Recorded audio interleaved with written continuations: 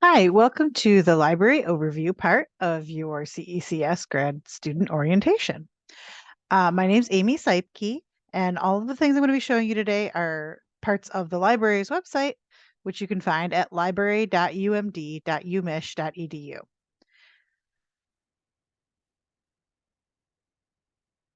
Okay, so I only have a few minutes, but there are a couple of important things I'm going to show you. I want to give you a quick introduction to your librarians and the library's website and show you how to get help when you need help with something from us.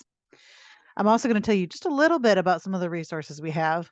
I'm going to show you how to use the main search box. I'm going to tell you about how you can find your textbooks so you don't have to pay for all of them. And I'm going to show you what a subject guide is and where you can find those as well.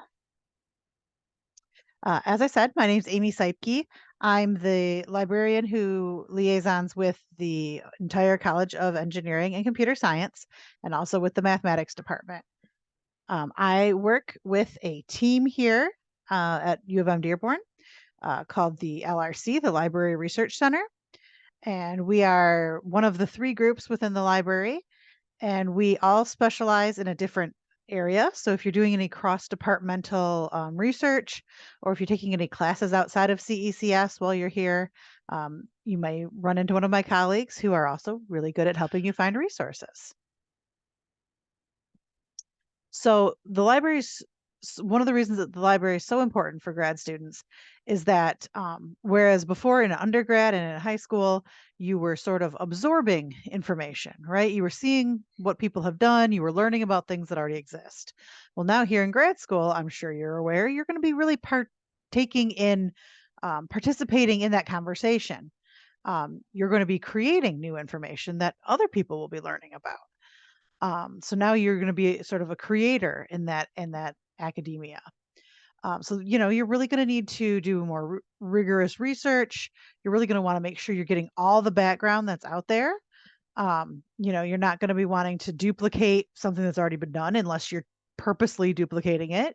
You don't want to find out that you've been working on something for 2 years that somebody else has already done that didn't need verification. So you're going to really need to make sure that you're looking at a lot of sources, a lot of resources, that you're really getting a wide view of the research that's been done. And you're going to need to look some places besides the typical databases that you've already used. So that's where we can come in handy in the Library Research Center, is to help you make sure that you're finding all the background that you need so that you can find out as much possible information that's already out there. We can also help you with finding other types of resources like data sets. We can help you to navigate interlibrary loan. So if there's something that you need that we don't have, we can help you find it and get it. We can also help you with some of your technical writing skills, like refining your research question, making sure it's not too broad or too narrow. We can help you write your research and grant proposals. We can help you with your literature reviews. And when you are ready to publish, we can help you with the publication process as well. Um, Another important aspect that we can help you with is your citations and your bibliographies. You want to make sure, to maintain your academic integrity and make sure that other people are getting the proper credit for their ideas. So we can help you make sure that you're doing that in the proper manner as well. And if you're doing a thesis or a dissertation, we can help when it comes time, just like we would with any other publication process. So the Mardigian Library is one of the buildings here on campus. It's this big brown brick one. If you haven't been in yet, please come in and see us. We're open 6 days a week. And the entrance is that sort of that dark cave looking thing, but I promise it's not scary once you get in there. Floor 1 and 2 are sort of our active um, group learning areas. So you'll see groups in there studying together. You'll see a lot of the events that happen in the library happen there on the first floor. And floors 3 and 4 are quieter, more individual study space where you can really focus in on what you're working on. As I said, I'm going to show you a little bit about the website today, which again is library.umd.umich.edu. We're going to take a quick look around the website. Across the top, you'll see this banner is for our immediate announcements. So if there's anything, out of the ordinary that's happening, you'll find that there. Like if there was, building closure for some reason, or we had to reduce hours or something like that, you'd find that there. Speaking of hours, this box is today's hours. And then if you hover over the clock, you'll see upcoming hours for the rest of the week. Over here, you'll find this little sticky widget is a chat box, and it will follow you around the website. So if you do get into something and you're looking at something and you run into a problem, you can click on that during business hours, and one of us will be able to help you. It's staffed by somebody from my department as well as somebody from Access Services. They can help you with checking books in and out, or with your account, or anything like that, any of the building space issues you may have. I always like to tell people to start with the VPN. So before you start looking for anything on the library's website, know that everything we have, we're licensing from other places, right? And they all have different sorts of rules about how they allow us to access. Some of them will let us have you authenticate with your single sign on. Others require uh, an I an IP address verification. So in order to make sure that it looks like you're using an IP address that's on our campus, I always suggest that you start by logging into your VPN. If you don't know how to use your VPN, or if you haven't installed it on your machine, you can go here to students and then this drop down here that says ITS VPN guide. And that will walk you through installing the VPN on your machine and how to use it. So yeah, I always say start there. Not everything will require you to use it, but some things do. And it's much easier to be on it than to have to go back, clear out your cache, log into it, and then redo your search. So I always just recommend that you start there on the VPN. Once it's installed, it'll give you this little globe. Click on it, log in. This time you do use your SSO to log into the VPN, and then you'll be ready to go, and it'll be displaying an IP address as though you were from on campus. All of our searching is going to start here with our Mardigian search, our big search box in the middle of the page. My number one tip to you is that if you're looking for something that's a phrase or an exact match for a couple of words, make sure you put it in quotations. Otherwise, it assumes an and it'll look for the first word, and then it'll look within everything for the second word. It might not be touching. So if you want, an exact title of a book, put quotation marks around it so you make sure you're getting exactly what you're looking for. One of the things you can look for that way is your textbooks. Rather than just go over to the bookstore and shell out all the money for all of your textbooks, see if there's any of them available through the library for use for free. They might be in print. You might be able to come check it out for the semester. It might be on course reserve, so you might be able to use it within the library and then give it back to them at the front desk before you leave. Or it might be an ebook that you can just use from your computer wherever you are, whenever you need it. So I would suggest start by looking for your textbooks. Again, make sure you enclose those in quotation marks so you can get, exactly what you're looking for.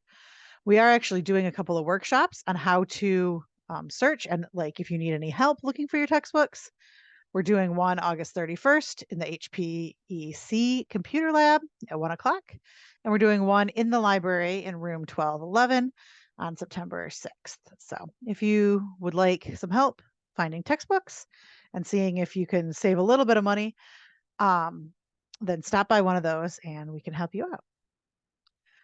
Another important thing that you can find on the library's website is our subject guides. So these are individual websites or web pages that are designed and written by one of the librarians at the library. We all, work for different subjects, work in different areas. So if you click on subject guides, you'll see a drop down of all these different areas. If you click engineering, you'll see some of the ones that I've written. So some of these are, by department, some things that'll come in handy for probably everybody in ECE, you can find here. Things that'll come in handy for most people in CIS or CE, click here. There's also pages on topics like career searching for computer engineering, or some things that are specific to graduate students. You might want to look there and see if there's any information there. There's a page for library events. There's a page for working on specific types of writing, like literature reviews or your thesis or your dissertation. And then there's also class pages. Some instructors will be like, oh, I'm working on this specific project and I want my students to have access to all the resources they'll need for that project. And so then I would make them a class page.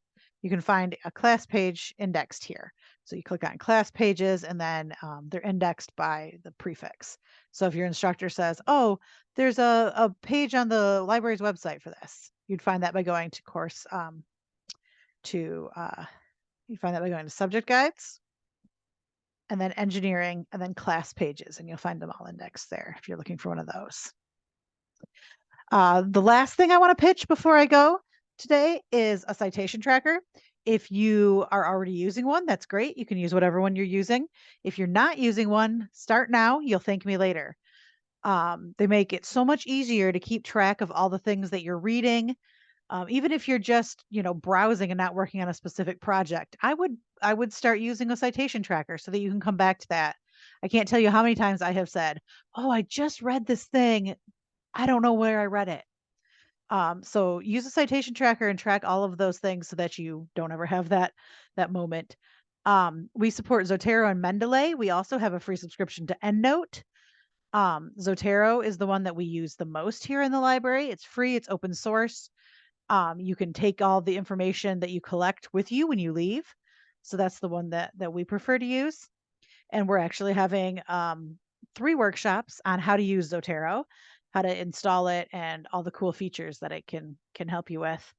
We're doing one September 29th in the ELC, one October 24th in the library, and we're going to pick a date in December to do one then as well.